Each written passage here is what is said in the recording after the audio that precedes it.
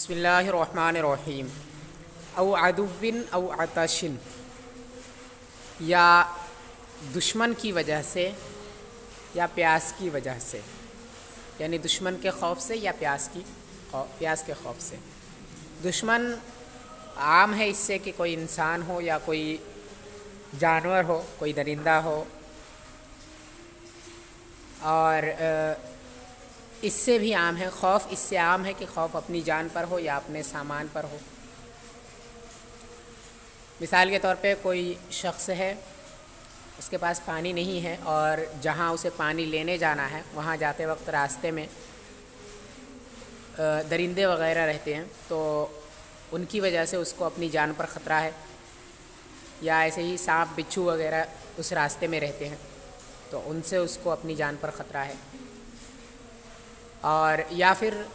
کوئی شخص ہے، اکیلا ہے، وہ اس کے پاس پانی نہیں ہے اور اس کے پاس ساز و سامان ہے، اور اسے ڈر ہے کہ اگر وہ چھوڑ کر کے جائے گا تو کوئی ڈاکو وغیرہ یہ لوٹ کر لے جائیں گے.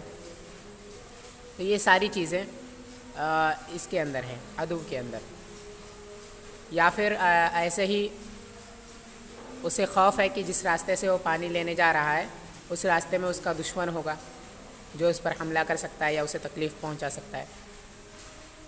تو ان ساری صورتوں میں اس کے لیے تیمم کرنا جائز ہو جاتا ہے. یا پیاس کے خوف سے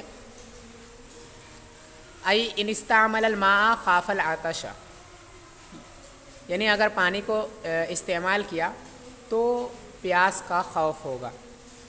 یعنی پانی تو اس کے پاس ہے، لیکن اتنا پانی ہے جتنے پانی سے وہ اپنے پیاس کی ضرورت کو پوری کر سکتا ہے. ٹھیک ہے، اس کے پاس ابھی پانی ہے لیکن پتہ نہیں دوبارہ پانی کب ملے گا. اور مثال کے طور پہ کوئی سفر کر رہا ہے اور اپنی منزل تک پہنچنے سے پہلے اسے پانی میسر ہوگا یا نہیں ہوگا یہ اسے نہیں معلوم ہے، اور اس کے پاس اتنا ہی پانی ہے جتنے پانی سے وہ پورے سفر تک اپنی پیاس بجھا سکتا ہے. تو اس کے لیے تیمم کرنا جائز ہے کہ یہاں پر اگر پانی کو استعمال کر لے گا وہ تو پیاس کا خوف اسے ہے. تو ایسے ہی کسی کو بھی، وہ عام ہے اس سے مسافر ہو یا پھر مقیم ہو، کوئی بھی ہو، اگر اسے اپنی پیاس کا خوف ہے کہ اگر جو پانی اس کے پاس ابھی موجود ہے اس پانی سے ابھی وہ وضو کر لیتا ہے تو دوبارہ پانی ملنا پیاس بجھانے کے لیے یہ مشکل ہے، تو ایسی صورت میں اس کے لیے تیمم کرنا جائز ہو جاتا ہے. یعنی اگر اس بات کا خوف ہو کہ اگر اس پانی کو وضو میں استعمال کیا جائے یا غسل کے اندر استعمال کر لیا جائے تو پھر بعد میں پیاس کی شدت محسوس ہو سکتی ہے اور اس وقت پانی موجود نہیں ہوگا، تو ایسی صورت میں بھی تیمم کرنا جائز ہے بجائے اس پانی کو وضو یا غسل کے لیے استعمال کرنے کے لیے. او ابیح الماء للشرب حتى اذا وجد المسافر ماء في حب معدا للشرب جاز له التیمم، یا پانی کو پینے کے لیے مباح کیا گیا ہو، یعنی اس وقت بھی تیمم کرنا جائز ہو جاتا ہے جب پانی کو صرف پینے کے لیے مباح کیا گیا ہے. یعنی جب پہلے قافلے میں لوگ نکلتے تھے کسی سفر پر، تو جو قافلے کے سردار وغیرہ ہوتے ہیں وہ پانی کو اپنے ساتھ تیار کر کے لے جاتے ہیں تاکہ لوگ اس سے اپنی پیاس بجھا سکے سفر کے اندر. ایسے ہی یا کچھ لوگ ساتھ میں گئے، سفر میں نکلے تو انہوں نے پانی کا کچھ برتن میں پانی لے لیے جس سے وہ اپنی پیاس بجھا سکتے راستے میں. تو ایسی صورت میں جو پانی انہوں نے لیا ہے وہ پیاس بجھانے کے لیے ہے، اور جو قافلے کے سردار وغیرہ نے پانی رکھا ہے اپنے ساتھ تیار کرایا ہے وہ لوگوں کی پیاس بجھانے کے لیے ہے. اگر کسی کو پیاس لگتی ہے تو اسے اجازت ہے کہ وہ اس پانی سے پی سکتا ہے، لیکن وہ وضو وغیرہ کے لیے پانی نہیں ہوتا ہے. تو ایسی صورت میں بھی اس کو تیمم کرنا ان مسافروں کے لیے جائز ہے. ٹھیک ہے، پانی کو اگر صرف پینے کے لیے مباح کیا گیا ہے، پینے کے لیے جائز قرار دیا گیا ہے، پانی کو پینے کی اجازت دی گئی ہے اور وضو وغیرہ کی اجازت نہیں ہے، تو ایسی صورت میں وہ تیمم کر سکتا ہے وضو وغیرہ کے لیے پانی موجود ہونے کے باوجود. حتیٰ اذا وجد المسافر ماء فی حب معدا للشرب جاز له التیمم، یہاں تک کہ جب مسافر نے پانی کو حب کے اندر پایا. حب یعنی یہ ایک بڑا گھڑا ہوتا ہے، اس کو حب کہتے ہیں. اس کے اندر اگر پانی کو پایا جو گھڑا پینے کے لیے تیار کرایا گیا تھا تو اس کے لیے تیمم جائز ہے. تیار کیا گیا تھا. یعنی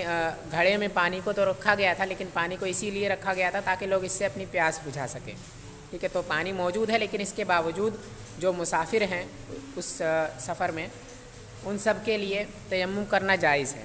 کیونکہ یہ پانی صرف پینے کے لیے مباح کیا گیا ہے، وضو وغیرہ کے لیے نہیں کیا گیا ہے. اسی لیے وضو وغیرہ کرنا ضروری نہیں ہے، تیمم کر لے یہ اس کے لیے جائز ہے. الا اذا کان کثیرا فیستدل علی انہ للشرب والوضوء، مگر اس وقت جب کہ وہ زائد ہو، کثیر ہو، تو یہ دلالت ہے اس بات پر کہ وہ پینے کے لیے ہے اور وضو کے لیے ہے. یعنی یہ نہ اعلان کرایا گیا ہو، یہ اشارہ اس بات کی طرف کوئی نہ دیا گیا ہو کہ یہ پانی پینے کے لیے ہے یا وضو کے لیے ہے. یہ نہ کہا گیا ہو کہ یہ پانی صرف پینے کے لیے ہے، یا کوئی اشارہ اس بات پر نہ ہو. اور پانی بہت زیادہ ہو، جتنا پانی اگر پورے سفر میں وضو اور پینے دونوں کے لیے استعمال کر سکتے ہیں تو پورا سفر وہ پانی کفایت کرے گا پورے سفر کے لیے. یعنی اتنا پانی ہے کہ اگر پورے سفر میں اس پانی سے وضو بھی کرتے ہیں مسافر اور اس پانی کو پیتے بھی ہیں تو بھی وہ پانی پورے سفر کے لیے کافی ہوگا. تو ایسی صورت میں پانی کثیر ہے اور اتنی کثرت میں اس پانی کا ہونا اس بات پر دلالت کرتا ہے کہ یہ پانی وضو اور پینے دونوں کے لیے ہے. تو ایسی صورت میں وہاں پہ وضو کرنا واجب ہوگا، تیمم وہاں پر جائز نہیں ہوگا. ٹھیک ہے، کیونکہ پانی کا زیادہ ہونا یہ دلالت کرتا ہے کہ یہ پانی وضو کے لیے بھی ہے. ایسی صورت میں اس پانی کو یہ نہیں کہا جائے گا کہ یہ پانی صرف پینے کے لیے تیار کرایا گیا ہے، پینے کے لیے صرف رکھا گیا ہے. تو وہاں پہ تیمم کرنا جائز نہیں ہوگا. لیکن اگر پانی کم ہے، اتنا پانی ہے کہ اگر اس پانی کو پورے سفر میں پیتے ہیں تو سفر ختم ہوتے ہوتے وہ پانی ختم ہو جائے گا، اور اگر اس سے وضو بھی کر لیتے ہیں تو اس بہت پہلے پانی ختم ہو جائے گا اور بعد میں پیاس کا خوف ہو سکتا ہے. تو ایسی صورت میں تیمم جائز ہوتا ہے. فَأَمَّا الْمَاءُ الْمُعَدُّ لِلْوُضُوءِ فَإِنَّهُ يَجُوزُ أَن يَشْرَبَ مِنْهُ، کیونکہ جو پانی وضو کے لیے تیار کیا گیا ہو جائز ہے اس سے پینا. یعنی جو پانی وضو کے لیے رکھا گیا ہو اس پانی سے پینا جائز ہے، اس پانی کو پی بھی سکتے ہیں. لیکن اس کا برخلاف نہیں ہے، اس کا الٹا نہیں ہے کہ جو پانی پینے کے لیے رکھا گیا ہو اس سے وضو کرنا جائز ہو، ایسا نہیں ہے. تو سفر کی حالت میں جب پانی کم ہے تو یہ اس بات پر دلالت کرتا ہے کہ یہ پانی صرف پینے کے لیے ہے. اور یہ اس عبارت سے یہ بات سمجھ میں آ گئی کہ جو پانی پینے کے لیے رکھا گیا ہو اس سے وضو جائز نہیں ہوتا ہے. لیکن جب پانی زائد ہو تو اس سے یہ پتہ چلتا ہے کہ یہ پانی وضو کے لیے ہے، اور جب پانی وضو کے لیے ہو تو اس پانی سے پینا جائز ہوتا ہے. لہٰذا ایسی صورت میں اس پانی سے پینا بھی جائز ہوگا اور وضو کرنا بھی جائز ہوگا. ٹھیک ہے، تو جو پانی وضو کے لیے تیار کیا گیا ہو اس پانی سے پینا بھی جائز ہے اور اس پانی سے وضو کرنا بھی جائز ہے. اور جو پانی پینے کے لیے صرف رکھا گیا ہو اس پانی سے صرف پینا ہی جائز ہے، وضو کرنا جائز نہیں ہے. وعند الامام الفضلی عکس ھذا فلا یجوز التیمم، اور امام فضلی علیہ رحمہ کے نزدیک اس کا عکس ہے تو تیمم جائز نہیں ہوگا. یعنی امام فضلی علیہ رحمہ فرماتے ہیں کہ جو پانی پینے کے لیے تیار کیا گیا ہو اس سے وضو کرنا جائز ہے، لیکن جو پانی وضو کے لیے تیار کیا گیا ہو اس سے پینا جائز نہیں ہے. ٹھیک ہے، یعنی سفر وغیرہ میں اگر پانی وضو کے لیے رکھا گیا تو اس پانی سے پینا جائز نہیں ہوگا، صرف وضو کرنا جائز ہوگا. اور اگر پانی پینے کے لیے رکھا گیا تو اس پانی سے وضو کرنا اور پینا دونوں جائز ہوگا. تو امام فضلی علیہ رحمہ کے نزدیک پہلی والی صورت جو تھی کہ پانی گھڑے میں رکھا گیا ہے تاکہ لوگ اس سے اپنی پیاس بجھائیں، ایسی صورت میں ان کے نزدیک تیمم جائز نہیں ہوگا. ٹھیک ہے، پانی کم ہے جس سے لوگ پیاس بجھا سکتے ہیں اپنی. اگر اتنا پانی ہے تو وہ دلالت کرتا ہے اس بات پر کہ یہ پانی پینے کے لیے ہے. اور امام فضلی کے نزدیک جو پانی پینے کے لیے رکھا گیا ہو اس پانی سے وضو کرنا جائز ہے، لہٰذا اس پانی سے وضو کرنا جائز ہے. اور جب وضو کرنا جائز ہے تو تیمم جائز نہیں ہوگا کیونکہ پانی پر قدرت ابھی حاصل ہے. تو امام فضلی علیہ رحمہ کے نزدیک پہلی والی صورت میں تیمم کرنا جائز نہیں ہوگا. ٹھیک ہے، او عدم آلۃ کالدلو ونحوہ، یا سامان کا نہ ہونا، آلے کا نہ ہونا جیسے کہ ڈول وغیرہ. یعنی پانی تو سامنے موجود ہے لیکن وہ پانی مثال کے طور پر کنویں میں ہے اور اس سے پانی کو نکالنے کے لیے رسی ڈول وغیرہ نہیں ہے، تو ایسی صورت میں بھی تیمم جائز ہوگا باوجود اس کے کہ پانی موجود ہے، کیونکہ یہاں پر بھی پانی پر قدرت نہیں پائی گئی ہے۔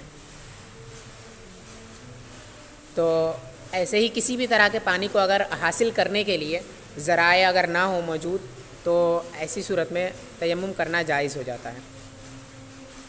او خوف فوت صلاۃ العید فی الابتدائی، یا عید کی نماز کے فوت ہو جانے کے خوف سے ابتداءً یا ابتدا میں، یعنی عید کی نماز کے فوت ہو جانے کا اگر خوف ہو تو شروع میں تیمم کرنا جائز ہے۔ ای اذا خاف فوت صلاۃ العید جاز له ان یتیمم ویشرع فیہا ھذا بالاتفاق، یعنی جب عید کی نماز کے فوت ہو جانے کا خوف ہو تو جائز ہے کہ وہ تیمم کرے اور نماز کو شروع کرے، یہ بالاتفاق ہے۔ یعنی اگر کوئی شخص نماز کے وقت حاضر ہوا اور بالکل عین جماعت کھڑی ہونے والی تھی اور اسے اس بات کا خوف ہے کہ اگر وہ اب وضو میں مشغول ہوتا ہے تو اس کی نماز چھوٹ جائے گی، ٹھیک ہے، تو ایسی صورت میں اس کے لیے جائز ہے کہ وہ تیمم کرے اور تیمم کر کے نماز کو شروع کرے۔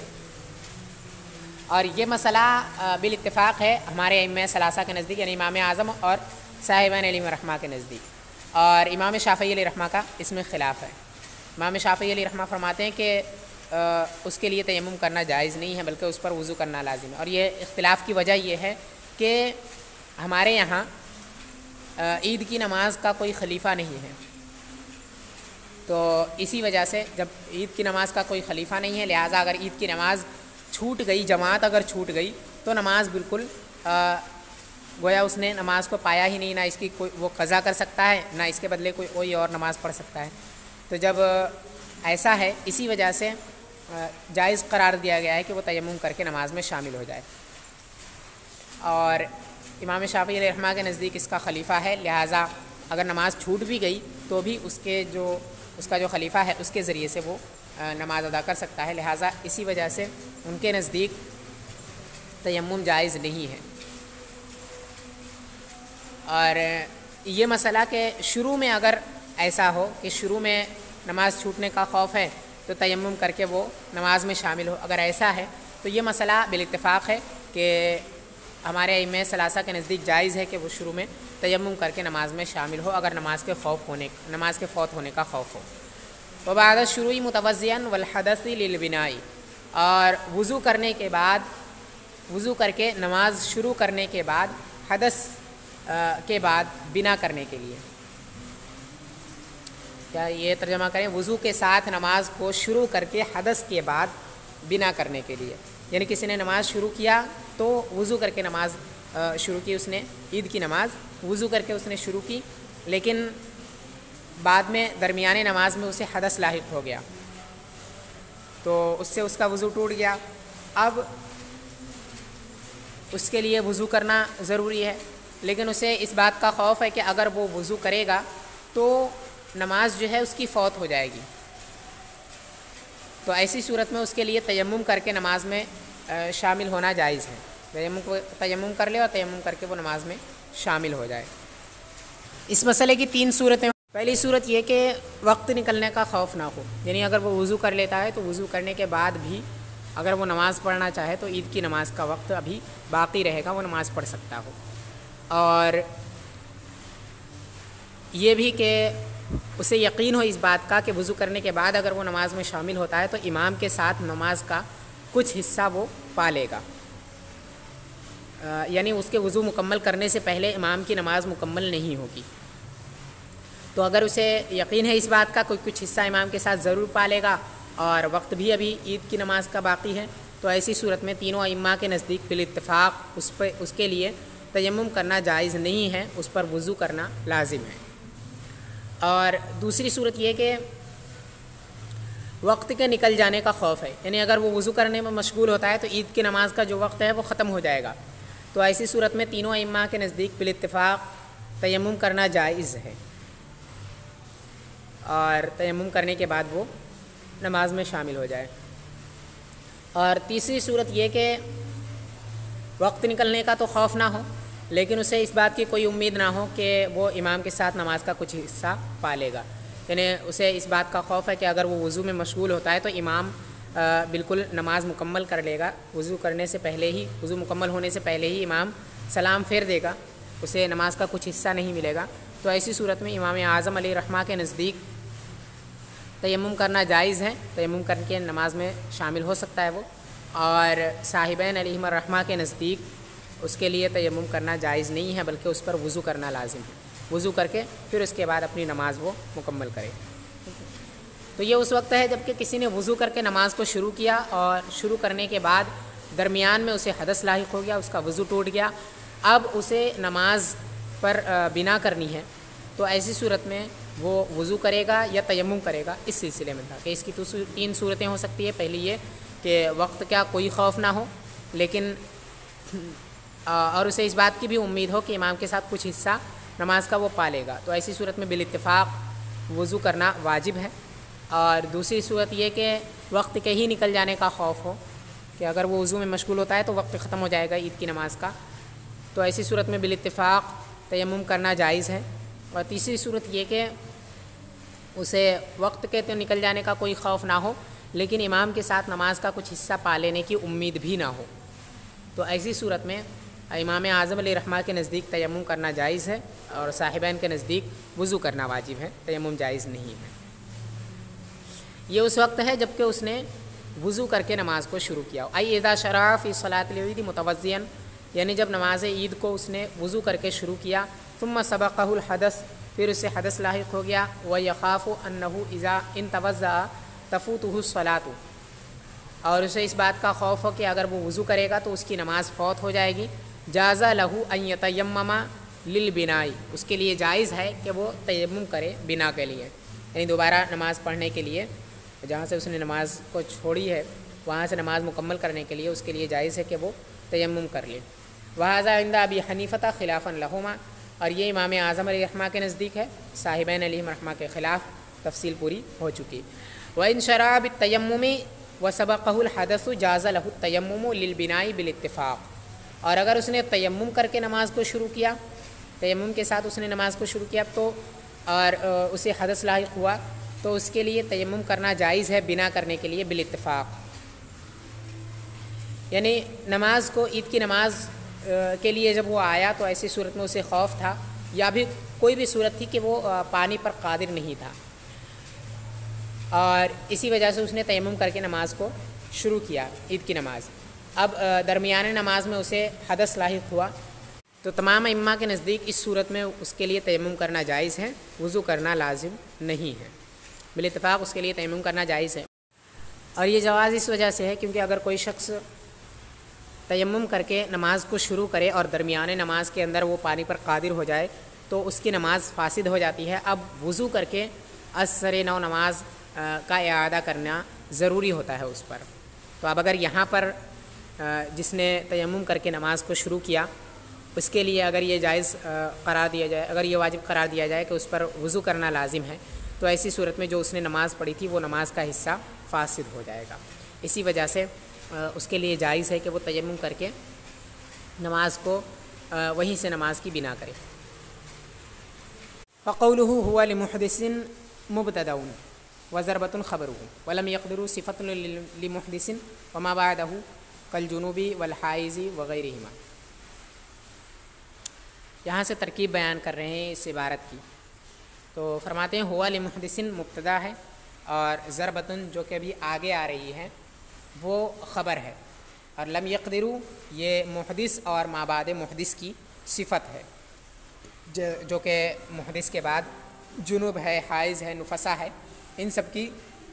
صفت لم یقدروا ہے۔ وقولہ لبعدہ میلا مع المعطوفات متعلق بقولہ لم یقدروا، اور ان کا قول لبعدہ میلا یہ اپنی معطوفات کے ساتھ متعلق ہے ماتن کے قول لم یقدروا سے، یعنی لبعدہ میلا سے لے کر کے پوری لأن فوتہما الی خلف تک یہ پوری عبارت جو ہے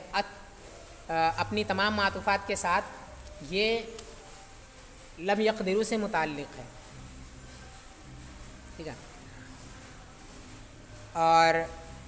وقولہ فی الابتدائی متعلق بالابتدائی بالمبتدائی، اور ان کا قول فی الابتدائی یہ متعلق ہے مبتدا کے ساتھ. یعنی جو یہاں پہ کہا کہ او خوف فوت صلاۃ العید فی الابتدائی، تو اس میں جو فی الابتدائی ہے یہ متعلق ہے مبتدا سے جو کہ ہوا لمحدثین ہے. ٹھیک ہے، اس ترکیب میں خلل واقع ہے. پہلی تو یہ کہ ہوا لمحدثین جو انہوں نے کہا کہ ہوا لمحدثین مبتدا ہے، یہ درست نہیں ہے، بلکہ ہوا یہ صرف مبتدا ہے اور محدث یہ خبر اول ہیں، اور ضربۃ جس کو انہوں نے صرف خبر کہا ہے یہ خبر ثانی. ٹھیک ہے، اور باقی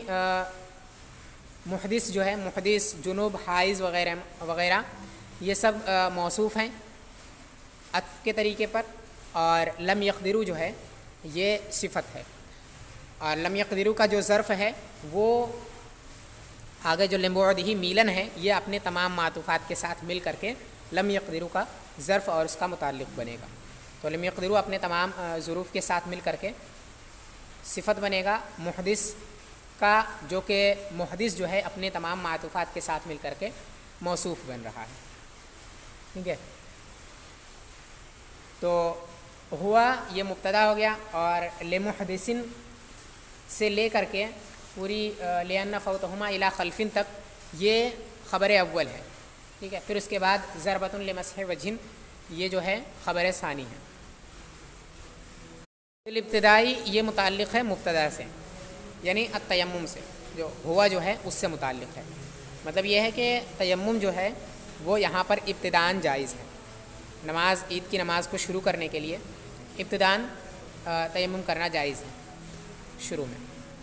تو بالاتفاق، اور اگر درمیان میں ہے تو ایسی صورت میں اختلاف ہے. تو یہ متعلق ہے مبتدا یعنی تیمم سے. تقدیرہ التیمم لخوف فوت صلاۃ العید فی الابتدائی وبعد الشرع وبعد الشروع ضربۃ. اس کی تقدیر یعنی تقدیری عبارت یہ ہے کہ التیمم لخوف فوت صلاۃ العید فی الابتدائی، جو انہوں نے کہا کہ فی الابتدا جو ہے یہ متعلق ہے مبتدا سے، تو بیچ میں جو معطوفات ہیں ان سب کو انہوں نے چھوڑ دیا، اور جو وہاں پہ محدث وغیرہ تھی ان سب کو چھوڑ کر کے یہ اس کا تعلق بیان کر رہے ہیں مبتدا سے کہ کس طریقے سے یہ مبتدا سے متعلق ہے. تو اس کی تقدیری عبارت نکال کر کے فرماتے ہیں کہ التیمم لخوف فوت صلاۃ العید فی الابتدائی، یعنی جو ہوا ہے وہ اس کا مرجع جو ہے وہ التیمم ہے. ٹھیک ہے، تو ہوا یعنی التیمم، اور پھر اس کے بعد لخوف فوت صلاۃ العید فی الابتدائی انہوں نے کہا، تو یہاں پہ فی الابتدائی جو ہے یہ التیمم کا جو کہ مصدر ہے اس کا ظرف بنے گا اور اس سے متعلق ہوگا کہ تیمم عید کی نماز کے فوت ہونے کے خوف سے ابتداءً اور شروع کرنے کے بعد، وبعد الشروع اور شروع کرنے کے بعد ایک ضرب ہے جو بھی آگے آ رہی عبارت وہ ضربتن جو کہ خبر ہے. تو یہ اس کی تقدیری عبارت ہو گئی. یہ بس اس وجہ سے نکالا ہے کیونکہ انہوں نے یہ بتایا کہ فی الابتدا جو ہے وہ متعلق ہے مبتدا سے، تو کس طرح سے وہ متعلق ہے مبتدا سے یہ بیان کرنا چاہتے تھے، اسی وجہ سے انہوں نے اس کو نکالا، کیونکہ اس دونوں کے بیچ میں بہت زیادہ فاصلہ ہے نا، مبتدا کہاں اور پھر اس کے بعد فی الابتدائی یہ کہاں پر ہے. اسی وجہ سے یہ نکال کر کے عبارت انہوں نے یہ بتا دیا کہ یہ جو ہے فی الابتدا جو ہے یہ التیمم جو کہ مبتدا ہے اسی سے متعلق ہے. او صلاۃ الجنازۃ لغیر الولی لا لفوت الجمعۃ والوقتیۃ، یا